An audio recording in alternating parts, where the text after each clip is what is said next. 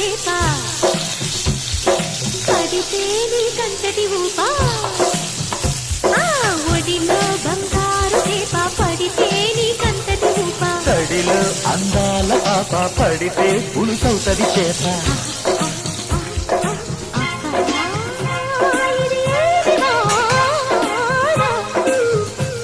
అబ్బబ్బా ఇది ఏమి వాన చిటుకులు తెలిసిన చిటపట చిలుకులు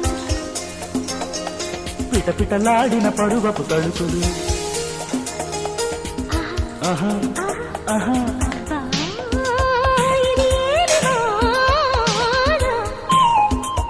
అబ్బబ్బా